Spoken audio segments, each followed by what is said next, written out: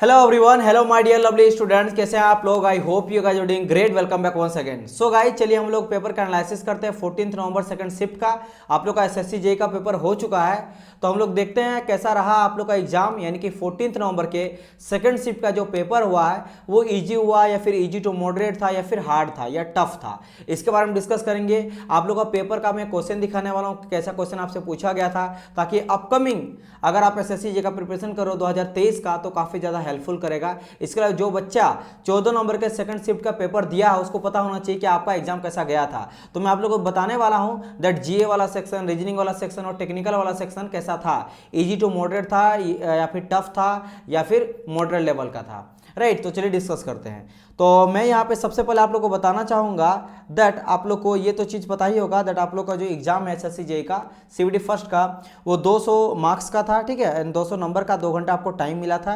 And reasoning से 50 question रहा पूछा गया था 15 मार्क्स का। एंड अगर बात करेंगे जीए जनरल अवेयरनेस से भी 50 क्वेश्चन 50 मार्क्स का। एंड टेक्निकल पोर्सन अगर आप सिविल हो तो सिविल से 100, मैकेनिकल तो मैकेनिकल से 100, इलेक्ट्रिकल तो इलेक्ट्रिकल से 100 क्वेश्चन 100 मार्क्स का। राइट, अब हम लोग बात करते हैं कि आप लोग का जो 14 नंबर के सेकंड शिफ्ट था उसको इजी टू मॉडरेट था कैसा था, यानी कि हर पेपर वाइज रीजनिंग का, जीए का एंड इंजीनियरिंग वाला। तो अगर मैं रीजनिंग का बात करूंगा ना तो रीजनिंग आप लोग का इजी टू मॉडरेट था, और सेम जिस तरह देखा गया था 14 नंबर के फर्स्ट शिफ्ट में, सेम उसी तरह देखा गया 14 नंबर के सेकंड शिफ्ट का भी पेपर आपका इजी टू मॉडरेट था। अधिकतर मैक्सिमम अगर बात करूंगा 80% जो क्वेश्चन पूछा गया था आप लोग का रीजनिंग का वो आपका इजी था। कुछ क्वेश्चन जो था वो मॉडरेट था, मतलब सभी अटेंड आप लोग कर सकते थे, कुछ लेंदी पूछा गया था सीटिंग अरेंजमेंट वगैरह से, अदरवाइज काफी इजी था। फिर बात करेंगे हम लोग जीए का, तो ये आप मॉडरेट बोल सकते हो, ठीक है, ना तो इजी बोलेंगे ना टफ बोलेंगे, मॉडरेट बोलेंगे। सिमिलरली अगर बात करें मैकेनिकल इंजीनियरिंग वाला पेपर, यानी कि जो आप लोग का टेक्निकल हुआ है वो आप लोग का मॉडरेट था। मॉडरेट करने का मतलब है टफ नहीं पूछा गया था, आप लोग का मॉडरेट पूछा गया था, ठीक है, ना ही इजी पूछा गया था। ठीक है, चलिए, तो अब मैं आप लोगों को ये बताता हूं कि किस किस सेक्शन से कितना कितना क्वेश्चन पूछा गया था। ये आप लोग का काम करेगा एनालिसिस करने में, ताकि आप अगर जो बच्चा बहुत अच्छा एग्जाम गया उनके लिए भी हेल्प करने वाला है, और जो बच्चा फर्दर तैयारी करेगा चाहे आरआरबी का रहेगा फिर कोई भी रहे, SSC JE is the root form, ठीक है, ये रूट होता है, यहीं से सारा क्वेश्चन को कॉपी पेस्ट किया जाता है, तो इसका एनालिसिस काफी ज्यादा हेल्प करेगा। तो देख सकते हो अगर मैं रीजनिंग का बात करता हूं तो रीजनिंग से मैक्सिमम जो नंबर जो है वो एनालॉजी से पूछा गया था, फिर आपका कोडिंग डिकोडिंग से आपका पूछा गया था। ऑड एंड आउट से फर्स्ट शिफ्ट में नहीं पूछा गया था, सेकंड शिफ्ट में लेकिन पूछा गया था 3-4 क्वेश्चन। नंबर सीरीज से पूछा गया था पिछला बार भी, यानी पिछला बार करने का मतलब क्या, फर्स्ट शिफ्ट का मैं बात करूं, ठीक है, इससे पहले जो एग्जाम हुआ ये आप लोग का 14 नंबर के सेकंड शिफ्ट है। 14 नंबर के फर्स्ट शिफ्ट से भी क्वेश्चन पूछा गया था, 2.5 से क्वेश्चन नहीं पूछा गया था फर्स्ट शिफ्ट में 14 नंबर के, लेकिन इसमें क्वेश्चन पूछा, ब्लड रिलेशन दोनों में था, सिटिंग अरेंजमेंट दोनों में था, ठीक है, एंड डायरेक्ट ये भी था, पेपर कटिंग फोल्डिंग भी नहीं था उसमें पूछा गया था, और मिरर इमेज भी नहीं था। तो कुछ चीजें हैं जिसको यहाँ पे न्यू एड ऑन किया गया है। तो अगर मैं कंपेयर करूँ ना फर्स्ट शिफ्ट और सेकंड शिफ्ट रीजनिंग वाला, तो मुझे लग रहा है ये थोड़ा टफ है इस बारी का, मतलब कुछ क्वेश्चन का मैं बात करूँ, अदरवाइज दोनों का दोनों इजी टू मॉडरेट ही था। फर्स्ट शिफ्ट का बात करेंगे फिर सेकंड शिफ्ट का बात करेंगे। अगर मैं आप डिस्कस करता हूँ next, that is your GA general awareness.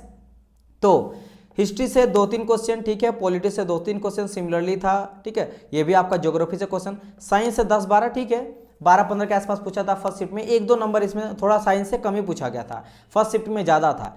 Environment की बात करेंगे पूछा गया था, करंट अफेयर 10 से 15, इस बार ही करंट अफेयर बढ़ा दिया था।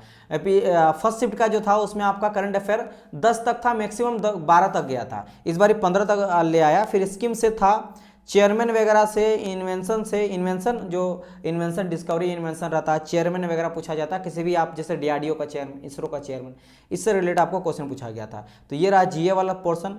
अगर मैं बात करता हूँ टेक्निकल वाला पोर्सन, ठीक है, यानी मैकेनिकल के सेकंड शिफ्ट का कैसा पेपर था वो आप जान लो।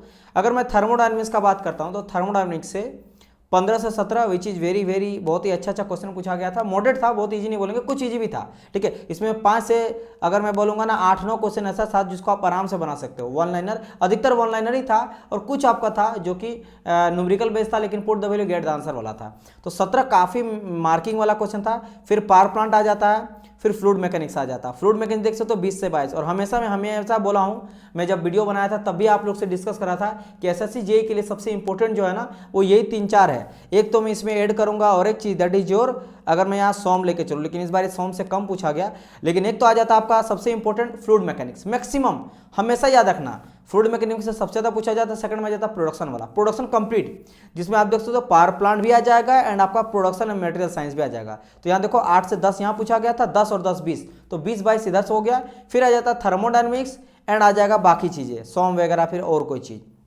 कभी कभी सोम से ज़्यादा कभी कम भी पूछा जाता है। फिर यहाँ इंजीनियरिंग मैकेनिक्स और टॉम से भी 10 से 12, तो ये तो 2 सब्जेक्ट को मिला दिया गया था।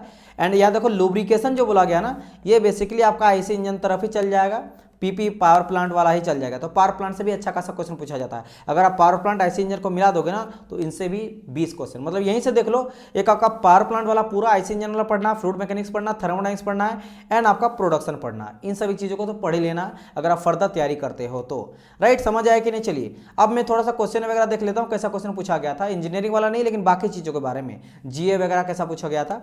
जैसे आपको पूछा गया था कि महात्मा गांधी जी जो है अफ्रीका से कब रिटर्न आए थे, ठीक है, इंडिया, डेट पूछा गया था, बहुत ही सिंपल क्वेश्चन है, ठीक है। फिर बात आ गया कि आर्टिकल 44 गोवा से रिलेटेड क्वेश्चन था।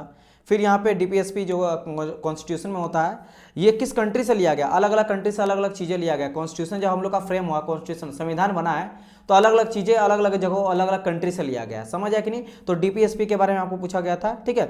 फिर यहाँ पे टॉम से रिलेटेड क्वेश्चन था कि टॉम एक आपका बुकर प्राइज होता है, उससे रिलेटेड क्वेश्चन था। फिर कॉमनवेल्थ गेम, यानी जितने भी गेम है करंट अफेयर से रिलेटेड क्वेश्चन तो रहेगा ही। फिर स्कीम वगैरह जैसे स्माइल स्कीम हो गया। फिर फीफा वर्ल्ड आपको पूछा गया था वर्ल्ड कप के बारे में 2019 ओमेन फीफा वर्ल्ड के पूछा गया था अवार्ड से रिलेटेड, ठीक है। फिर आपको उज्ज्वला योजना, मैंने कहा ना स्कीम योजना जो टॉप फेवरेट योजना है सेंट्रल लेवल का, वो आपको पूछा जाएगा। क्वाड कंट्री से रिलेटेड क्वेश्चन था। G7 जो था, कौन सा कंट्री G7 में नहीं आता, ठीक है। फिर यहाँ पे आया था नारी को समान योजना, इससे आपको योजना स्कीम से खूब क्वेश्चन आज के टाइम पे पूछा जा रहा है, तो ध्यान रखिएगा। फिर कैपिटल और नीदरलैंड, ये आपका हो गया कुछ that is your static portion का क्वेश्चन था। फिर यहाँ पे 11th fundamental duty is done by which amendment, तो आपको अमेंडमेंट यानी कि कॉन्स्टिट्यूशनल पॉलिटी से क्वेश्चन आपको कुछ देखो पूछा गया। Government of Karnataka, current affair आप बोल सकते हो, ठीक है। फिर रणथंबोर पार्क जो है किस स्टेट पे है, ये आपसे क्वेश्चन पूछा गया था, फिर करंट अफेयर आ गया। क्वेश्चन फ्रॉम प्लेसेंटा, आप साइंस से क्वेश्चन आ गया। ग्रेविटी साइंस से क्वेश्चन, चेयरमैन ऑफ इसरो, फिर एफसीआई चेयरमैन, ठीक है। तो ये सब जो आप देख सकते हो दीज आर स्टेटिक्स, क्योंकि ये तो ग्रेविटी वाला छोड़ के चेयरमैन हो गया, एफसीआई चेयरमैन हो गया, स्टेटिक वाला पोर्सन हो गया, ठीक है। इसमें आ जाएगा फिर आपका विटामिन, फिर साइंस से क्वेश्चन पूछा गया था। फिर यहाँ पे कहाँ पे जो है 5 करोड़ डोनेट किए थे नरेंद्र मोदी जी, इसके बारे में क्वेश्चन था। फिर यहाँ पे और कुछ क्वेश्चन आपको पूछा गया था साइंस से रिलेटेड। तो इस तरह का क्वेश्चन जो है कुछ पूछा गया था। और कुछ है जैसे कि कौन जो है एटीएम मशीन को डिस्कवरी किए थे, नोबेल प्राइज से क्वेश्चन था, ठीक है। फिर यहाँ पे कुछ राइटर वगैरह, बुक का राइटर पूछा गया था। महाराष्ट्र के न्यू सीएम कौन है, उनसे रिलेटेड। शुगर डिजीज हो गया। लॉन्गेस्ट रिवर पूछा गया था केरला का, सेल से क्वेश्चन था, ठीक है। सर्किट से क्वेश्चन था। इसके अलावा विच गुप्ता रूलर मेरिड, आपको देखो अधिकतर मैं बोलूंगा ना, आप अगर ध्यान दिए होंगे ना, तो जितना क्वेश्चन था बहुत ही ऊपर लेवल का। चाहे स्टैटिक में बात करूं, देखो यहाँ पे स्टैटिक से भी क्वेश्चन था, ज़्यादातर स्टैटिक से देखने को मिलेगा, ठीक है। फिर अगर बात करें करंट अफेयर से खूब क्वेश्चन देखने को मिला, वैसे मैं पहले तो बता ही दिया, ठीक है। फिर आपका साइंस से भी क्वेश्चन था, ठीक है। एंड इसके अलावा बात करेंगे हिस्ट्री से भी कुछ क्वेश्चन था, कुछ पॉलिटिक्स में क्वेश्चन नजर आया। तो आपको ना हर तरह के, कुछ ज्योग्राफी से, हर तरह का क्वेश्चन आपको देखने को मिलेगा। और बहुत ही ऐसा भी नहीं कि आपको क्वेश्चन ऐसा दे देगा कि आपको बना नहीं सकते हो, आराम से बना सकते हो। तो ये एनालिसिस आई होप सो आप फर्दर अपने लाइफ में जो भी कंपटीशन देने वाले हो, कोई भी जेई लेवल का, सबके लिए आपका एसएससी जेई जो है वो आपका मास्टरपीस होता है। अगर आप इसका पेपर लगाओगे, इस तरह से पढ़ोगे, तो कोई भी जेई को निकाल सकते हो। उम्मीद करता हूँ कि ये जो एनालिसिस है वो आपको हेल्प करेगा आने वाले सभी एग्जाम्स को लेकर और एसएससी जेई 2023 को लेकर। सो गाइस, मिलते हैं हम लोग नेक्स्ट पार्ट में और एक वीडियो का एनालिसिस लेके एसएससी जेई के 14 नवंबर के 3rd शिफ्ट का एनालिसिस लेके। तब तक के लिए good bye and God bless you all.